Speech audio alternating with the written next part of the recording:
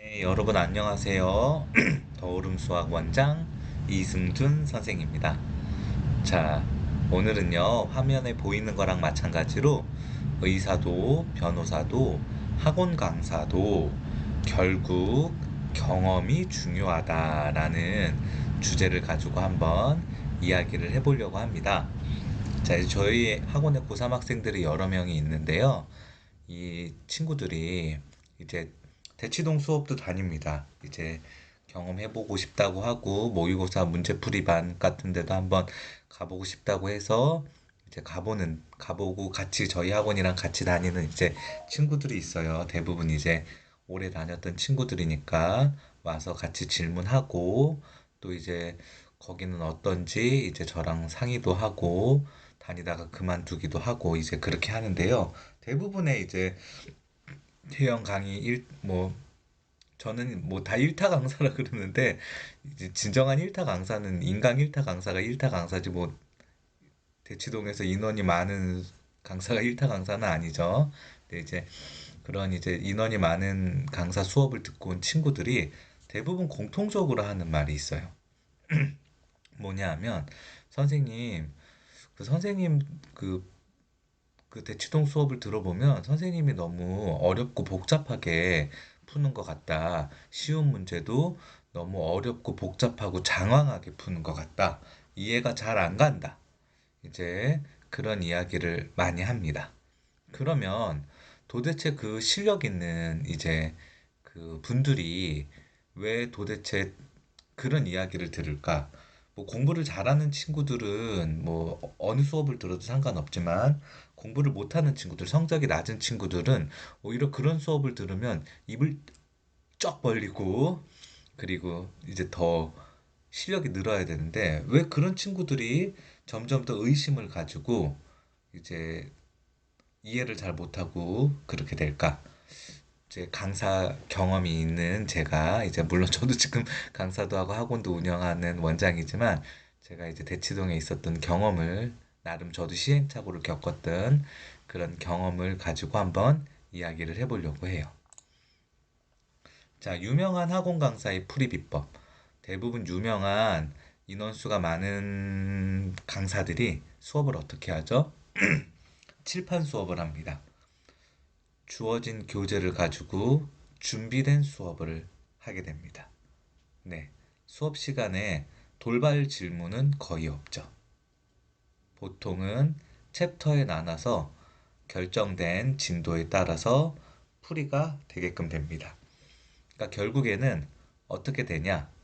그 책에 있는 내용만 수업을 하게 되죠. 책에 있는 문제와 그리고 인원이 많기 때문에 이 수업을 아이들이 얼마나 이해를 하는지, 잘 이해를 하는지, 잘 이해를 하지 못하는지, 문제를 잘 푸는지 못 푸는지, 물론 테스트지를 본다고 하지만 사실 30명, 40명 넘어가는 인원의 테스트지를 다 풀이 과정을 볼 수 없어요.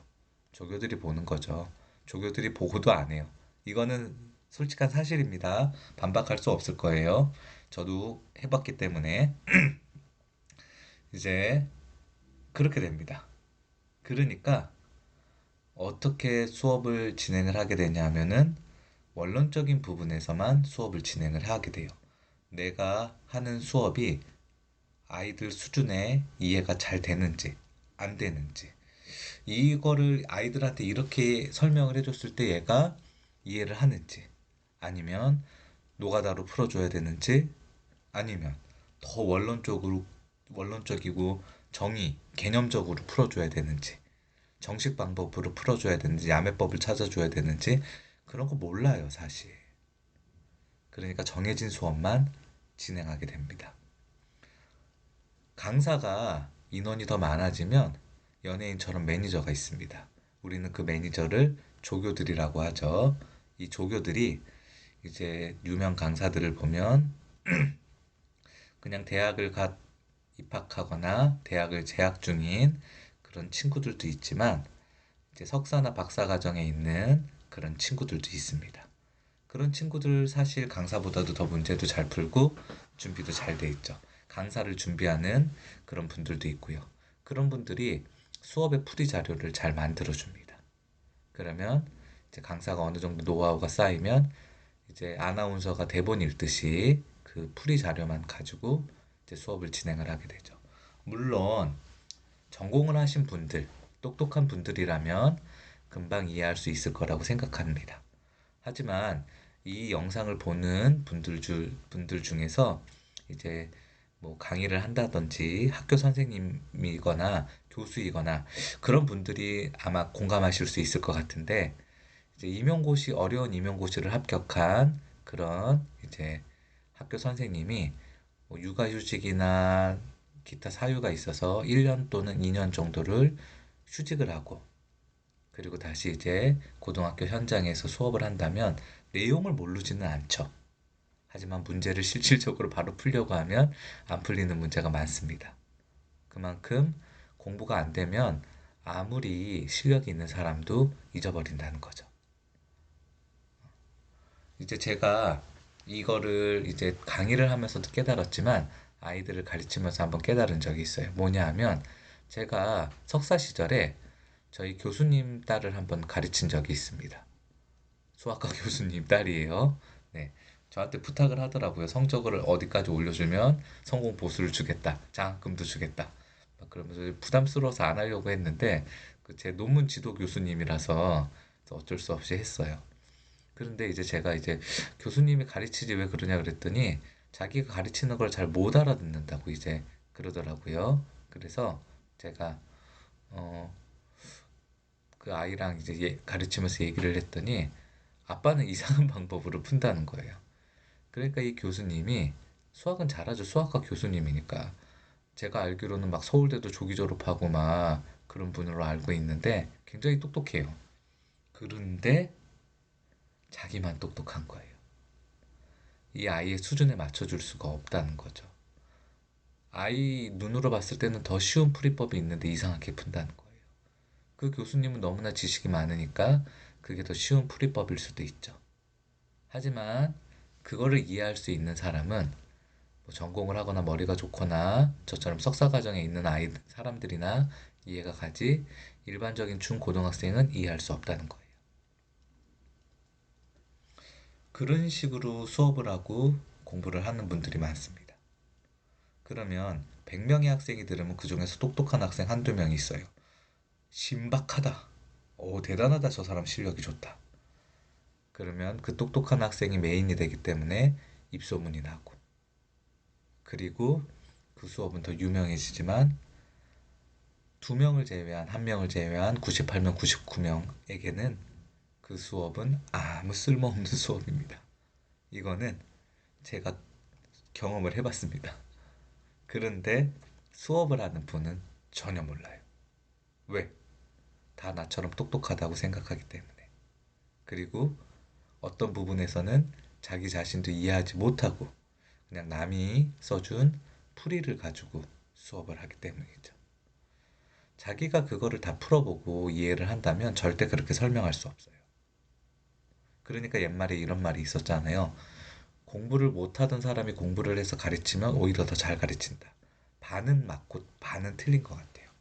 그런데 정말 똑똑한 학생한테는 그런 수업이 어울리지 않을 수 있지만, 대부분의 이제 수학을 어려워하는 친구들 같은 경우에는 그런 분이 가르치면 오히려 더 나을 수도 있다는 그런 생각도 해보게 됩니다. 여러분의 생각은 이제 어떠신지 궁금한데요. 어, 막 그러니까 가르쳐 봐야 알아요. 그런데 그러니까 저 같은 경우에도 이제 학원을 차리기 전에 시행착오를 많이 겪었어요. 근데 옆에서 이제 저희 학원은 개별지도 학원인데, 옆에서 아이가 문제 푸는 거를 보고 이 방법으로 설명해보고 표정을 봐요. 다 저 방법으로도 설명하고 표정을 봐요. 그러면 그 아이의 성향이 보입니다. 원론적인 부분은 가르쳐 줘야 되지만 이 아이한테 편안한 풀이법, 이 아이가 이해하기 쉬운 풀이법을 찾아 나가는 거죠. 오픈 수업을 했을 때, 칠판 수업을 했을 때는 전혀 알 수 없는 것들입니다. 네, 넘어가겠습니다. 유명한 강사가 자기 학원에서 망하는 이유, 뭘까요? 제가 학원을 오픈하기 전에 망하지 않으려고, 다행히 아직 6년이 넘었는데 망하지 않았습니다. 여러 학원의 단과를 많이 다녀봤어요. 조그만한 동네 학원부터 큰 대형 학원까지 잘 된다는 학원을 한 달, 두 달씩, 한 학기씩 여러 군데를 돌아다녔어요. 왜 잘 될까? 거기에서 제가 찾은 게 하나가 있어요. 뭐냐? 학원이 잘 되는 이유는 이렇게 시대인재나 두각같이 그런 그 자본력으로 하는 학원이 아니면 99% 원장의 강의력입니다. 어떤 원장이 유명한 강의력이 있다고 해서 강사라고 해서 소문이 나면 그럼 그 학원은 잘 되죠. 100% 원장 능력입니다. 그런데 강의력만 좋아서 되지는 않아요. 그 원장이 강의력은 기본이면서 관리와 사람을 끌어들이는 매력, 상담을 잘해야 됩니다.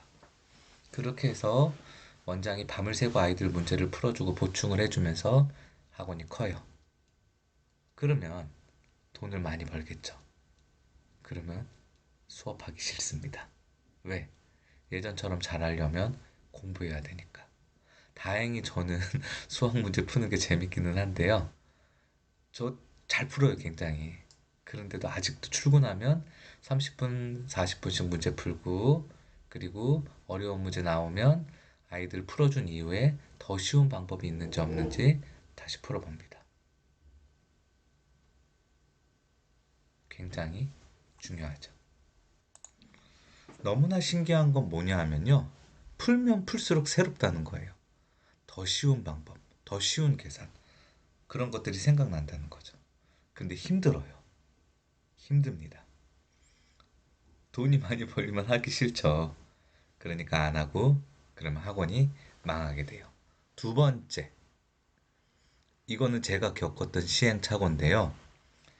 제가 이제 대치동에서 나름 모르는 분들이 더 많았겠지만 잘 나갔어요. 네, 막 한 그 수업당 막 수강 인원이 막 40명, 50명씩 있는 그런 수업을 계속했습니다. 돈도 잘 벌었죠. 그래서 착각을 했어요. 무슨 착각을 했냐 하면 내가 학원을 차리면 뭐 그때 당시 이강학원이 컸는데 이강학원처럼 엄청 커지겠구나. 아니더라고요. 아무도 날 몰라요. 그런데 학원빨이었던 거예요. 학원빨. 네. 근데 강사들은 그렇게 생각하지 않아요. 네. 우리 부모님들 어, 찾아갈 때 조그만한 학원 찾아가지 않아요. 왜? 의심이 가니까. 시대인재 가는 이유가 뭐예요? 시대인재 강사는 다 잘할 것이다. 두각 가는 이유는 두각의 강사는 다 잘할 것이다. 그런 것 때문에 가는 거죠. 그쵸? 강사가 잘해서가 아니라 학원이 그런 강사를 뽑을 것 같으니까 가는 겁니다. 네. 어, 의사도 마찬가지죠. 이 영상 보시는 분들 중에 의사분들도 있겠지만, 물론 서울대 의대 나온 분이 실력이 있을 수도 있지만, 의사도 임상 경험이 많은 사람이 장땡이라고 제 친구가 늘 얘기합니다. 제 친구 중에 이제 전공의도 있고, GP라고 그러더라고요. 그냥 의대만 나와서 이제 보톡스 넣고 필러 넣고 막 그런 친구도 있는데 그 친구가 얘기해요. 막 피부과 의사 뭐 어쩌고 저쩌고 그러면서 야, 피부과 의사들이라고 필러 더 잘 넣는 거 아니야. 그거 연습해야 돼. 내가 필러 더 잘라. 막 그렇게 이제 이야기합니다. 네, 사실인지 모르겠지만 변호사도 뭐 요즘엔 전문 분야가 있죠. 이혼 전문 변호사다. 그만큼 경험이 많고 다양한 경험이 있고 승소 경험이 있는 분이 잘하겠죠. 학원 강사도요, 마찬가지입니다. 이렇게 이야기하면 좀 그렇지만 빡대가리 이제 멍청한 친구도 가르치고 잘하는 친구도 가르치고 멍청한데 잘하는 친구, 똑똑한데 못하는 친구, 다양한 경험의 친구 아이들을 직접 옆에서 가르쳐 본 분이 더 다양한 그런 솔루션을 제공할 수 있겠죠. 네. 아이들한테 늘 이야기해요. 방법은 하나가 아니다. 방법은 여러 가지다. 내 풀이가 100%다 옳은 거는 아니니까 꼭 더 쉬운 풀이가 있는지 찾아보고 나한테도 알려줘라. 그런데 그런 큰 강의를 하는 분들은 학생의 풀이를 볼 기회가 거의 없어요. 머리가 막혀버리는 거죠. 아이들 푸는 거 보면요. 제가 이렇게 팁을 딱 던져주면 신박한 방법을 굉장히 많이 찾아냅니다. 그러니까 같이 성장하는 거예요. 어떤 부분에서 보면 강사도 학생도. 네. 제가 이렇게 아이들한테 설명을 해줬더니 애들이 막 고민을 하더니 맞는 것 같다고 그렇게 얘기를 하더라고요. 네. 우리 부모님들은, 우리 학생들은 이 영상을 보면서 어떻게 생각을 하는지 모르겠지만 결과적으로 공부는 자기가 하는 겁니다. 그래서 제가 아이들한테 늘 이야기해요. 굳이 시간 낭비하지 말고 유명한 강사 수업이 듣고 싶으면 인강을 들어라. 인강을 찍지 않는 강사는 생각보다 그렇게 유명한 강사가 아니다. 라고 아이들한테 이야기해 줍니다. 자, 시청해 주셔서 감사하고요. 방학이 잘 흘러가고 있습니다.